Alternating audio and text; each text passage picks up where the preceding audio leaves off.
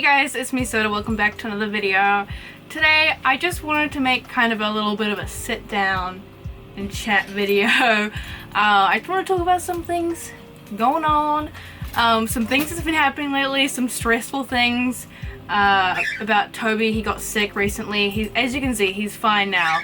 So spoiler alert, he's totally fine now. He's healthy, he's happy, but about a week ago he was not, and I was very worried, but thankfully it ended up not being anything serious, but it was still very scary. And you know, I always like kind of sharing my experiences when things like that happen with my pets with you guys, in case anyone's going through a similar thing. I feel like it's always a bit comforting knowing, you know, if anyone's gone through it as well, and also share, you know, what I did, what the vets did, and all that kind of stuff. I think is important. You know, being a pet channel, you know, not everything's always sunshine and rainbows. Pets get sick. That can be very stressful, but you have to be responsible. Pet owner, take your pets to the vet, etc. I always like to encourage people to take their pets to the vet.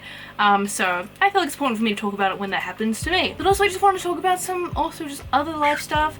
Give you guys a little bit of a Petunia update because she's also doing great, and people love Petunia. I know you guys love Petunia, my rescued axolotl. People have been asking me to do another video on her, but honestly there's not much for me to say, so I feel like I don't really have enough stuff to make a whole video on her, another whole video on her, but I can just give you a little update, show you some videos of her, what she's been doing lately, because she's been doing super well, but nothing super crazy, you know, nothing for me to really make a whole video on. But yeah, I just want to update you guys on her as well, and just some of my life stuff, what's been going on in my life, why I haven't been uploading as much lately as well. So yeah, just want to sit down and chat today. So I guess we start with the Toby stuff, because that's, you know, the more negative stuff, but it does end happily, obviously. Look at this boy. Basically what happened is Toby had got some kind of infection.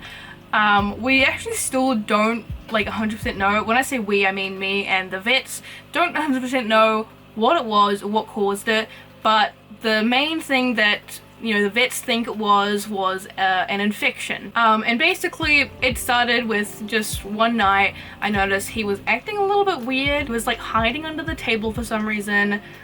He didn't seem to want to like walk around and run around or anything. He didn't want to play with his toys, which is very weird. Toby is obsessed with his toys. He always wants to play with his toys. But he didn't want to, so it was a bit odd. I just thought maybe he had a stomachache or something, and maybe it'll clear up the next day. But still, you know, I had that gut feeling like, something's not right. I think it's a bit more than that. But the next day, he was still acting the same, so I took him to the vet. It was a weekend, so we had to go to the after hours vet. And another thing is that he yelped when we went to pick him up a couple of times. Like, we'd pick him up and maybe like we would hold him too much on the stomach area, he would yelp. And they run some tests, some blood tests, urine tests, all that kind of stuff. X-rays as well to be 100% safe. Thankfully x-rays were clear, but I did get some cool photos, so here's some Toby x-ray photos. I just think the one with his legs looks really funny. But the thing that I did notice is that in his blood tests he had high liver enzymes. All this stuff's a little bit confusing. I don't think I'm very good at explaining what that means, but basically his liver enzymes were high, like abnormally high. They shouldn't be that high for a dog, especially at his age. He's only 5 years old. So something was going on. So they decided they were going to keep him at the vet for possibly the next 2 days. They said to me he might be staying there for 2 to 3 days, and they're going to keep him on fluids to kind of flush out anything in his system that's causing those high liver enzymes. They thought, you know, possibly maybe he ate something. We don't know what. Like, he doesn't have, we don't have anything bad that he could have eaten. He doesn't have access to any. Toby's very good. He doesn't eat things that he's not allowed to eat, you know. He's very good with that kind of stuff. He doesn't eat random things or anything. So yeah, we weren't sure, but that was like the first thought. Maybe he ate something. Don't know what. Something bad causing this reaction. So I was freaking the fuck out, of course, because you guys probably know I've had some rough times this past few years with some animals. My childhood dog Matilda passed away last year, and that was a lot. I'm not going to talk too much about that because I'll end up crying. So but yeah, that happened last year. So all this stuff happening with Toby, I was freaking out, trying to keep calm, but that's kind of impossible, you know, when your dog's at the vet and they don't know what it is and you have to stay there overnight. It's It's very difficult. Thankfully, I got a call the next day saying that he could come home early. So instead of staying the night for 2 to 3 nights, he only had to stay 1 night at the vet because he perked up and he's acting a lot more normal, is eating and stuff, and he, you know, pooped at the vet and stuff, and that was all good. So he could go home, thankfully, and oh my god, he was so drugged up for the next few days. So that was still like, I was still really worried because he still wasn't acting himself for a while. He was on a lot of medications, and the medication he was on made him super drowsy, and he still would just, all he wanted to do was sleep and not really do anything. So it was still, you know, scary because that's just not like him at all. And he still had to go to the vet again the next day to do some more blood tests and everything and get another checkup. So yeah, they did that, and they found that his liver enzymes were a lot better. Still not 100%, but a lot better than what they were. He still wasn't himself, but he definitely seemed better. Like, he was eating and stuff. He was on a special diet. He still was actually on a special diet of like Royal Canine chicken and rice is what the vet recommended, as well as actual, you know, cooked chicken and rice. Okay, you want to go outside? Okay. And then, you know, a day passed, he was acting a lot better. Another day passed, he was acting so much better. So he was on like 3 different medications, like antibiotics, pain meds, and I don't remember, to be honest, but he finished those now. He only had them for about a week, and thankfully that cleared him all up, and he's totally healthy again now. So like, now that I think about it, it only was like a few days of that happening, but it was a very stressful few days, so it felt like it went on for so much longer. And now that I'm saying it, it doesn't feel as serious as it was, but at the time, you know, just the way he was acting, I thought, you know, maybe he had like liver failure or something out of nowhere. Like, that was my, you know, when they said high liver enzymes, I'm like, oh my god, does he have like liver failure? Like, what is happening? Thankfully, no, that's not the case, but, you know, when it's your babies, you always think of the worst thing, especially after, you know, all the stuff I went through last year with my dog, and also my partner's bird, our bird, Ren, as well, last year. Wait, was that this year? I don't even remember anymore, man. Yeah, Ren passing was this year, it just feels like it was so long ago. And there's probably more things that happened that I'm forgetting about, but that's kind of the gist of the story. And thankfully he's totally back to normal again now, playing with Willow, play fighting with Willow like every day, playing with his toys and eating normally again. So it was just kind of weird. Like, I've never had like a dog or a cat or anything in my family like just randomly get some kind of infection that just totally changes them like that. I've never had that happen before. Like with Matilda, it was heart failure, so that was very different, but I've just never had that before, so it was really scary. I just didn't know what to expect, you know? But yeah, thankfully the vets were amazing. Of course, I have really good vets that really take care of me and my dog. So but yeah, I get very emotional when it comes to my animals, so it was very hard, but the important thing is he's healthy now. It was just kind of weird, like we still like don't really 100% know what it was. Like, just the best thing the vets have come to is that it's probably an infection somewhere that caused it, but we don't know what caused the infection. They said sometimes it can just be random, but they also just don't really know. Like, they don't really have a way of just finding out what exactly caused it, you know what I mean? It just can happen sometimes. So I guess humans are the same, right? But yeah, so it was scary, but he's healthy now. So if you've like ever like experienced like a pet getting an infection like that and just they just change completely, I'm sure you know exactly what I'm talking about. You know, it just happened so quickly. Like, he was normal and suddenly something wasn't right, you know what I mean? I feel like this is a good opportunity for me to say, like, if you ever get that gut feeling that one of your pets, like, something's wrong with them, like they're acting a bit weird, but like it's different, like you kind of feel it in your gut. If you get that gut feeling, trust your gut. Because every time I've had that feeling, something has been wrong, and every time I have that feeling, I take them to the vet, and it has been something, you know, that needed to be treated at the vet. Keep an eye on your pets, obviously. These things can just happen out of nowhere, like it happened with him, and that is the hard part of having pets, is these things can just happen. I mean, yeah, it did cost me like over $2 grand, but Toby has insurance, and insurance is actually going to cover all of it, which really surprised me. I did not expect them to cover all of it. I thought maybe they'll just cover half, but I do pay for like kind of a more expensive insurance. But yeah, they are covering all of it, which is very nice.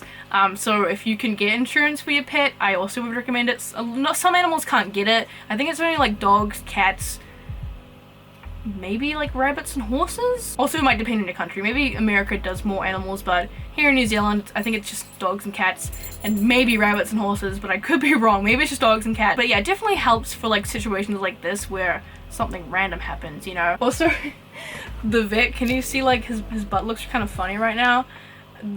Because when he was at the vet, he like had diarrhea, and it must have got all over him or something, so they gave him a bath and trimmed his butt hairs, which was really lovely. I've never had a vet bath one of my dogs before, but it must have been pretty bad. Maybe because it happened, he probably was in one of the crates out back when it happened and got it all over himself, poor baby.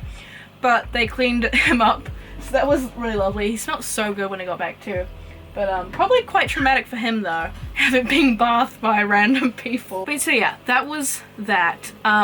If you've ever experienced something like this, feel free to share your experiences below as well, because, you know, if I saw someone else's video of someone else experiencing this, it would have probably made me feel a lot better, because when it, you know, started, I was just really freaked out of what was happening, you know. And Petunia, the rescue axolotl, she's doing great. She loves her new tank that she's in.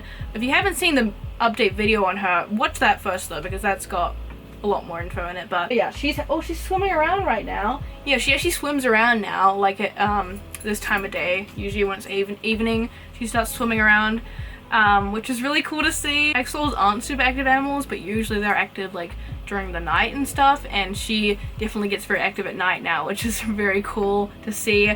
And also her weight is so good now. Like, she's at a very good weight now. She eats like a champ still. I put her bowl in her tank too, which she does seem to eat from. She's not as good as Toothless is at it. Toothless is super good at eating from a bowl, but she's getting there. She's learning. Yeah, and also her gills are looking so much better. They're so bright and are really growing in very well, so that's really great. She swims kind of weirdly, I noticed, because of her weird, like, deformed arm. I mean, she gets by fine, but it's just kind of, it goes in a weird angle when she swims, and it's quite noticeable when she's swimming, but she doesn't really seem to care. That's either from, like, potentially being inbred, or from her arm getting bitten off when she was young and it growing back weird. Either one of those, not sure which one. Yeah, she's a happy girl. She's doing really well, and I'm really proud of her. It's really cool to see the big difference, you know, from the day I got her to now. She's like a different axolotl. It's very cool. And then on some more life stuff, I haven't been uploading a whole lot lately, as you can probably tell, which is kind of weird for me. I've been doing YouTube for almost 10 years, or is it 10 years now? I don't even remember anymore. And I love doing YouTube, but I did talk about recently in a different video that I do get burned out quite a bit from YouTube, and that's not what's been happening lately. Lately I've just been taking a bit of a break, but also I did start a new job. Nothing like fancy or anything. I just started doing a part-time retail job, which is the first job I've had outside of YouTube. YouTube has been my job since I was like 12. And I know people, you know, probably think that, why would you want to work retail if you do YouTube? Like, YouTube's so much cooler. But it's kind of hard to explain, and I don't want to sound like I'm not grateful for what I have, because I'm very grateful that YouTube, you know, I can make a living from it and all that stuff, and it's something I really enjoy. There's something about like living in the environment that you work at can just get really stressful and overwhelming, as well as just like being at home all the time, not having any work colleagues, not really socializing with anyone that's not my family or my fiance, you know. I just got sick of being at home all the time, honestly. You know, my studio is my room. It's where I film, and it's also where I sleep and I chill, but it's really hard to chill in the room that you work in. Like, I just can't really relax. Like, I find it really hard to relax and take days off because I constantly feel guilty about not making videos. But since starting this part-time job, it's really helped me. I interact with people, you know, which sounds silly, but I haven't interacted with so many people since I was in high school, and that was too long ago. I just feel like it's something that I needed, you know. It's just been making a huge difference to like my mental health as well, I feel like, because being at home all the time, even though I'm, you know, making videos and stuff, you do get kind of stuck in this like lonely pit of like your thoughts constantly. I don't know how to explain it. It's kind of hard to explain, but I feel like a lot of influence, I hate that word, a lot of content creators go through the same thing, and I still do get plenty of time to make YouTube videos as well. I just have been kind of taking a break from YouTube as well, because now I actually can take breaks. Like, I feel like I can take breaks. Like, obviously I could already do that whenever I wanted to since I work from home, but at the same time I need to make content to make a living, and it's hard to take a break when you're constantly in your work environment. But now this isn't my only work environment. It still is for YouTube, but it also feels more like I can just chill, you know? Which I don't know if I'm explaining it right, but I hope you guys understand what I mean. But it's really made a huge difference. I've been working there for over a month now, and I just feel like it's really made a huge difference to like my mental health and stuff. So yeah, I'm really liking it, and I don't want to quit YouTube. Keep that, like, don't take that as I'm quitting YouTube, because I don't want to quit YouTube. YouTube's something I genuinely really enjoy, and I want to keep doing it like for my whole life, because I just think it's so fun and special to be able to like talk about my interests with you guys and just make, you know, fun videos or educational videos, or, you know, I just think that's fun. But it's been really nice to be able to feel like I am allowed to also take a break, and since I've been doing it for so long and never really taken a proper break before, it's just, you know, it's been really different. So I haven't been making like super regular content lately, but I do want to get back to that. I've just been kind of getting used to the new schedule and all that, and also just chilling, just taking a bit of a break from YouTube. But also another thing with YouTube is it can be really hard to come up with video ideas all the time. I don't know how some people do it. Like, I don't want to just make TikTok videos or Reddit videos. Those videos are very fun to make. They also take a while to make. The ones like TikTok videos take a while to make, but I don't want to just make that kind of content. I want to make, you know, more original content too, but I don't know what to make. You know, it's not like I can like, I know people like it when I rescue an animal, but I can't do that very often. I don't do it very often. Like, I'm not a rescue business, you know what I mean? Like, Petunia was just kind of a thing that just happened. You know, she just happened to be there, and I just happened to be there at the right time. That's not something I don't sort out animals to rescue. I would love to be a proper rescue business one day or something. That would be so cool, but that's not something I have the ability or space to do that right now. But that's something I would love to do in the future, is to actually be a rescue business, but that will be a while away. So I'd love to know what you guys think. Like, what would you want to see more on my channel? I feel like I've just made so many videos on my other pets. I've made care guides and like all the animals that I have, that I've kind of run out of things to do. But I'm sure I'll find something. Usually just it will come to my mind and I'll just be like, that's what I need to make right now. So let me know. Please let me know what you'd love to see more on my channel. I do actually have a second channel, if you didn't know, where I do completely other stuff, for like my doll collection videos. Very different from what I do in this channel, but in case you want to see more of me, there is my second channel, So to Collect. Sorry if you don't like videos where I'm just sitting down and talking, but I feel like it's kind of nice to make these videos sometimes, and I've liked making this video. It's been nice to sit down and talk with you guys, because I don't do that super often, but I think it's good too. So yeah, thank you guys so much for watching. Thank you for just being here, you know. I really appreciate you guys so much. And see you guys in the next video. Bye!